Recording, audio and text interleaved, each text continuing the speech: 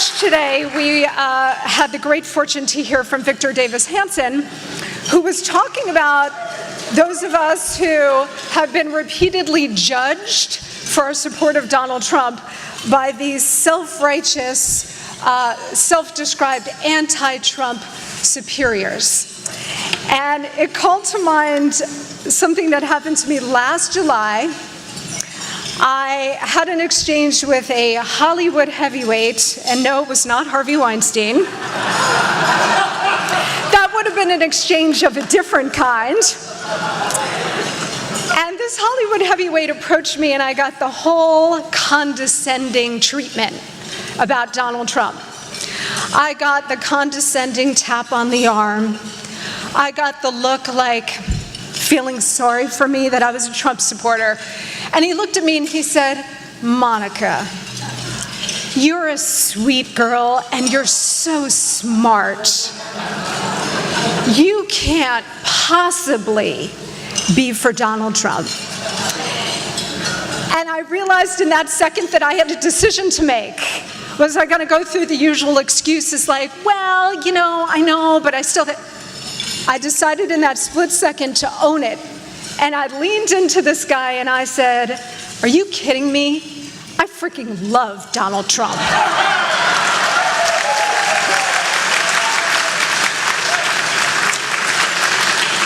And to my great surprise, it completely disarmed him.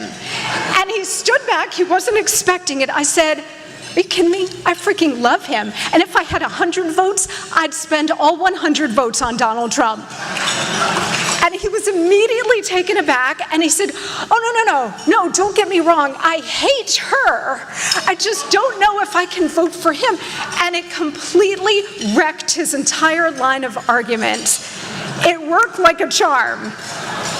So for those of us who are experiencing this incredibly dangerous moment in American history, and that is all of us, because we are so far beyond normal politics now that none of us really have a true grasp of what's happening.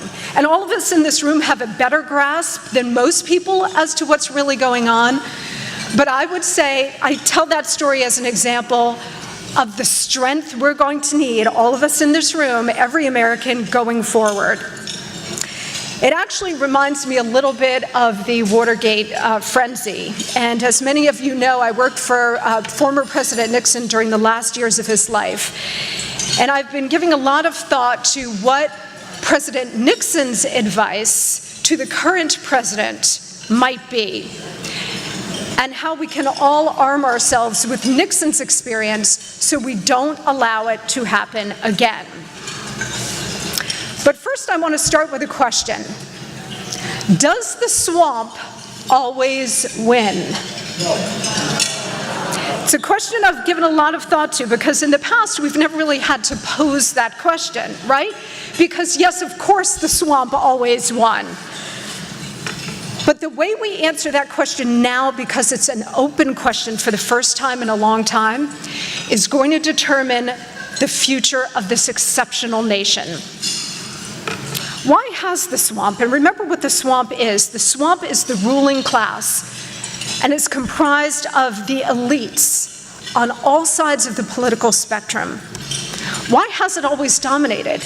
We sort of take it for granted. Why has it always dominated despite repeated attempts by noble patriots over many years to try to chip away at its monstrous power? The short answer is that the swamp controls all the levers of power in this country. And they have the capability and the will to destroy anyone and anything that threatens its grip. The swamp is the perfect embodiment of Lord Acton's warning that power tends to corrupt, and absolute power corrupts absolutely.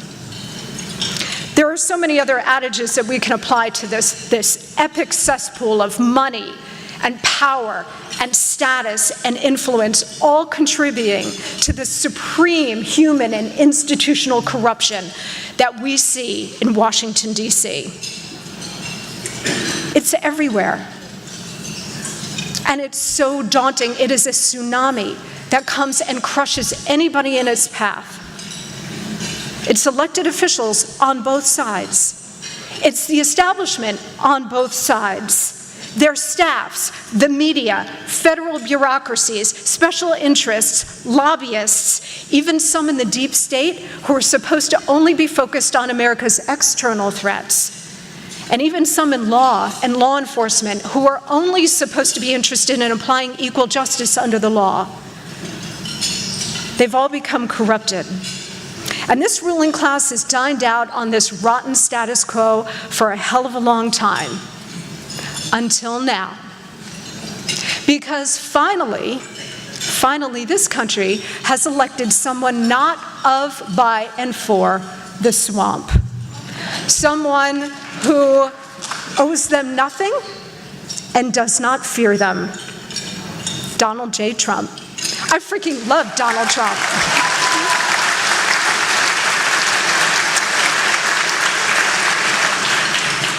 The reason the swamp hates him, of course, is manifold. He has proven to be a potent crusher of political correctness and polite society, the way things are supposed to be said, i.e. not on Twitter, and a crusher of that elite vanguard, also known as the swamp. He came in and he promised to smash their corrupt existing order, to overturn the money changers' tables, right? To make representative government representative again, and to have them earn the consent of the governed, which is what the founders had in mind when they created this exceptional nation. And in so doing, he promised to restore respect for the Constitution, to restore government back to its proper place, and to restore mighty American economic growth, to, make America great again.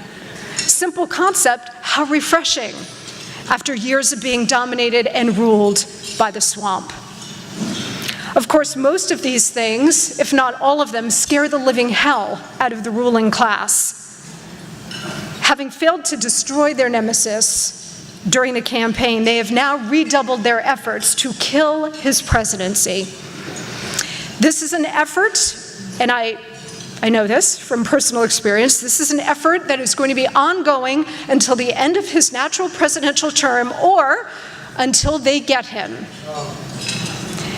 Make no mistake, and I know everybody in this room understands this very clearly, the ruling class doesn't just want to destroy his presidency or even just remove him from office.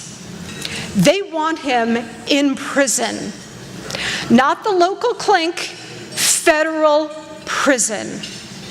Hence the appointment of this independent counsel and this wide-ranging and open-ended investigation. They want to void his lawful election, and they want to ruin him and his family and his top advisors and his supporters and all of his voters. Everyone on Team Trump, which is everyone in this room, from the president on down, has got to be discredited and, yes, destroyed. Both sides know that this is an existential fight. Existential fight. It is true that this president is an imperfect warrior, but he is the kind of disruptor that we have been waiting for, the kind of disruptor that we have been longing for. But while disruptors in the private sector are celebrated, right?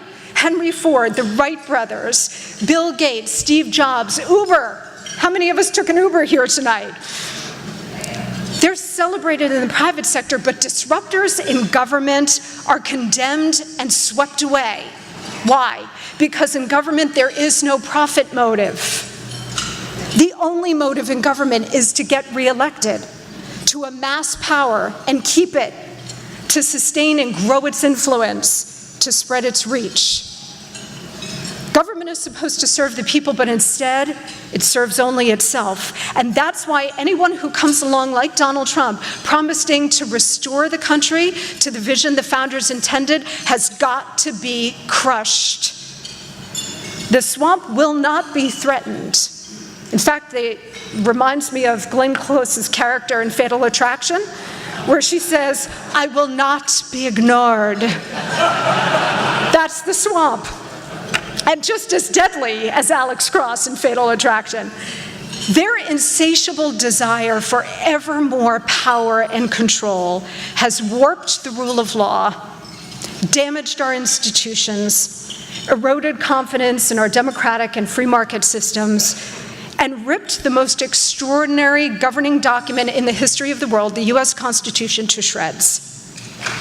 Finally, we have all reached the boiling point. We reached it last year. And we have decided to unite against this self-serving duplicitousness of this ruling class.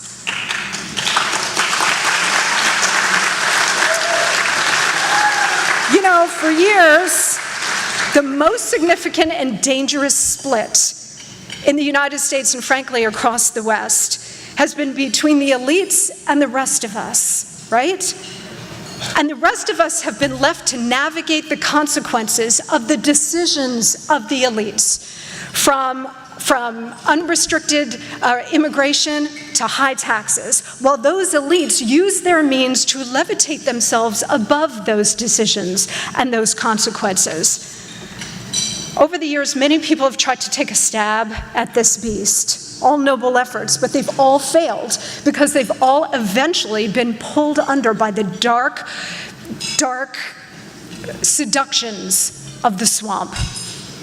Until last year, when the most unlikely swamp slayer in the universe emerged on the scene and did the unimaginable.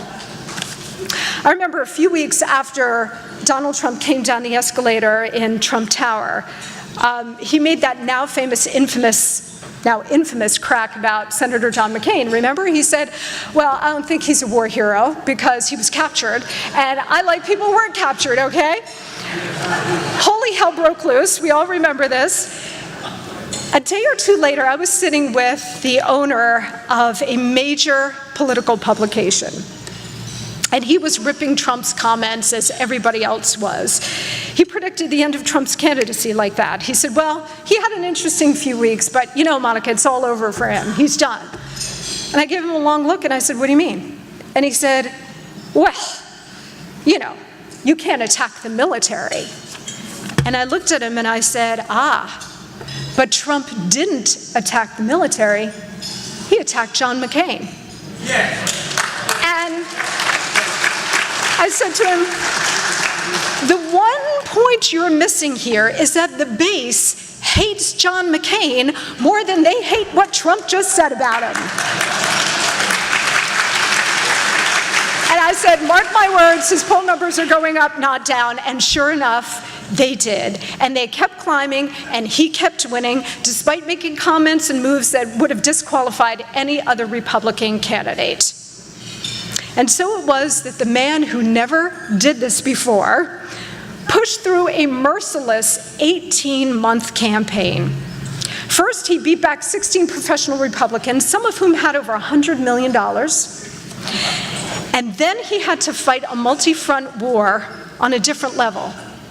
Think about it this way. Donald Trump had to fend off relentless and brutal attacks from the then President of the United States, the White House, Mrs. Clinton, the Clinton campaign, the Clinton machine, the far left, the Democrat establishment, the Republican establishment, Hollywood, the Academy, and the media.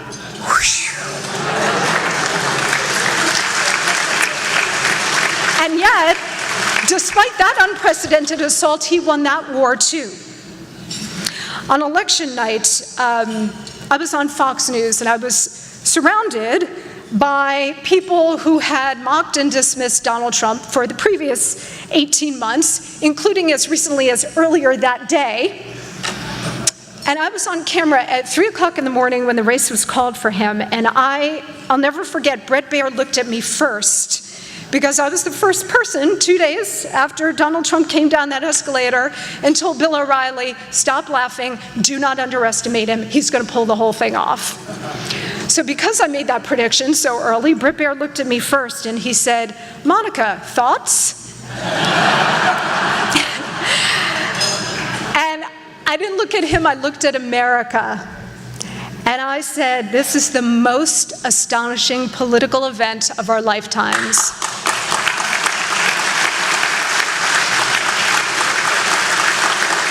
Maybe ever. But what we now know is at that moment, the swamp began its third and most serious counterattack. Since January 20th, the forces arrayed against Donald Trump include all of those I just mentioned, plus the permanent federal bureaucracy, the deep state, the international community, and the so-called independent counsel, ratcheting up the pressure on this president in ways we have never seen before, deeply dangerous ways that really imperil this great nation. That is not an overstatement. The ruling class has weaponized political opposition in truly lethal ways. Leaking state secrets? Check. Spreading continuous lies? Check. Torpedoing his agenda in Congress? Check. Infecting the popular culture? Check. Poisoning the minds of our youth? Check. Undermining confidence in our common values and institutions? Check. Overt campaigns questioning the president's legitimacy and mental fitness? Check. Open talk about removing the duly elected president from office? Check. Instigating violence by aligning with and supporting radical, violent groups like Antifa? Check. And by the way, that's just George Soros and his minions on an average Wednesday. This is what this president is up against. Donald Trump was strong enough to withstand all of these forces coming at him during the campaign. I hope and pray that he is strong enough to withstand what is coming at him as president, because no president, not one, has had to contend with this kind of monolithic, brutal, relentless opposition. And we're all well aware of the dishonest, brutal, relentless attacks on Richard Nixon, Ronald Reagan, George W. Bush. What they faced is nothing compared to what Donald Trump is facing. And I know, having worked with President Nixon, we're going to get to him in a second. This is an unprecedented moment and a very dangerous one. Even Jimmy Carter has noted the unprecedented nature of what this president is facing. And that brings us to a word of warning for this president and for all of us. Since he came down that escalator, Trump has attracted some comparisons to Richard Nixon. As a lot of you know, I worked for President Nixon during the last years of his life, and I've been thinking a lot about this, and it seems to me that the historical analogy is increasingly apt, and I'll tell you why. Some of the parallels between Nixon and Trump are positive, and they're striking. Right? You have the scrappy Republican fighter who outmaneuvers all of his competitors with a really savvy appeal to the forgotten great silent majority. That was Nixon's phrase. Including disaffected Democrats who became Nixon, then Reagan, then Trump Democrats, thereby creating a whole new popular movement. The political self-made man who bypasses the elites and enrages them by doing that. The iconoclast with a vision that matched the moment. Other comparisons, a little less flattering, right? The man sensitive to attacks, real and perceived, burgeoning investigations, the appointment of a special counsel, top aides in the crosshairs, a braying media, impeachment chatter. And we know that Nixon and Trump are different men in different situations in different eras, of course, and any historical analogy only goes so far. The current Russia investigation is not Watergate. Watergate had provable crimes, while so far there has been zero evidence of any crime or any wrongdoing whatsoever on behalf of Donald Trump or anybody around him. On the Hillary Clinton Democratic National Committee side, however, there seems to be evidence of actual collusion with Russian interests, making Watergate look like, a game of patty cake.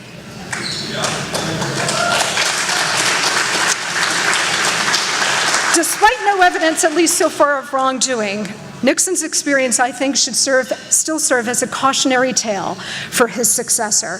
Nixon's enemies were legion, and so were Trump's, and for largely the same reason. I know many of you in this room will remember that when Richard Nixon was running in 1968, he ran on a very Trumpian platform. He ran promising to realign the existing order, smash the government bureaucracy, and remake it, change the way foreign and domestic policy was conceived and executed. 4 decades later, Donald Trump was promising the same thing, to smash an irretrievably corrupt system. Because both men posed mortal threats to this entrenched power and influence of the establishment and the media, they're both regarded with sneering disgust, right? And considered unworthy of the job and unworthy of the respect that goes with that job. If either man were allowed to succeed, that spells the end of the swamp, right? That spells the end of their power, their influence, and their gravy train. They had to destroy Nixon. They have to destroy Donald Trump. The same long knives that were out for Nixon are out for Trump. Unlike Nixon, however, Trump has never before held high office. So he's making a few rookie mistakes here and there, which I think are playing right into the hands of his enemies. So I think he could benefit from Nixon's hard-earned wisdom if, that's a big if when it comes to the president, if he listens to what history is trying to tell him. If you've got a White House under siege, you cannot have a dodge and weave strategy, especially when there's nothing to hide, because that only encourages more probing and more questions. And still, presidents in trouble can't seem to help it, right? It's sort of their natural instinct. I remember one time President Nixon said to me, "Why did I go through the damn fire if nobody is ever going to learn from my experience?" So, assuming that there are no violations here, Trump should calmly restate the truth, let the surrogates fight the fevered fantasies of his enemies, stay clear of the ongoing investigations, try to contain leaks, and focus on the agenda that he was elected to implement. The lesson of Nixon, though, is if wrongdoing becomes evident or if it's manufactured, the lessons, I think, are also clear. You got to tell the truth quickly, fire people if necessary, explain the situation and the circumstances, and take meaningful responsibility. When a president hesitates, even in the face of a scandal that's hyped on media suspicion only, it can create this perception of guilt, and that is a feedback loop that never ends well, especially for a Republican president. Nixon one time said to me, he said, "I knew there was a double standard out there. I just didn't realize that when it came to me, there'd be a triple standard." His point was not to evade personal responsibility. It was that he should have recognized that given the threat he posed to the all-powerful elite class, he should have been hyper-vigilant and hyper-ethical, leaving no openings anywhere for anybody to use against him. A couple of years after he resigned, Nixon gave a series of interviews to David Frost, and they became very famous. And at one point, he made a very profound admission. He said, "I brought myself down. I gave them the sword, and they stuck it in, and they twisted it with relish. And I guess if I had been in their position, I would have done the same thing." He later added, "I made so many bad judgments. The worst ones, mistakes of the heart rather than the head. But let me say, the man in that top job has got to have a heart, but his head must always rule his heart."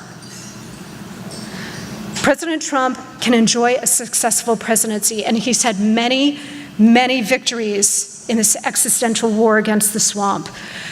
But he's also got to heed the warnings of a former man in that top job who learned the hard way, the brutal ending in store if you give your enemies the sword. So look, this war against the swamp is bigger than Donald Trump. This is a once-in-a-lifetime shot at neutralizing the ruling class. We'll never destroy them, we'll never eliminate them, but neutralizing them long enough to bring America back to its foundational principles of individual liberty, free market capitalism, and the rule of law. This is about freeing this great country from the stranglehold of the elites, the swamp, and putting the power back where the founders intended, with us.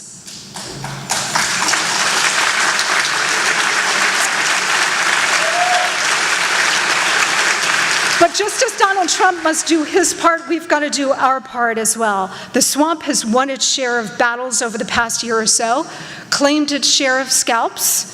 We know those stories. It's hurt this president and his agenda. It's worn down the enthusiasm and will of many of his supporters. But I am here to tell you, do not lose heart.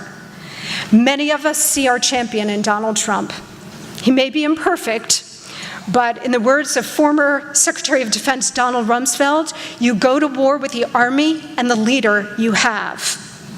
Donald Trump has made mistakes, as all presidents do, but he remains dauntless in the face of this barrage, and for that he deserves tremendous gratitude and support. Donald Trump has discovered you only take flak when you're over the target. We're over the target. This is the moment that's going to determine whether we are truly going to have an American Reformation. If the swamp succeeds in destroying this president's agenda, we may never get another chance at this. But if he succeeds, we could have a Morning in America moment that will make Ronald Reagan's legendary era of optimism and reform pale in comparison. So, I leave you with this rallying cry. Once more into the breach, guys. Let's make this disruptor and this disruption the exception to the rule, the one that succeeds in government. Let's roll. God bless you. Thank you so much. Thank you.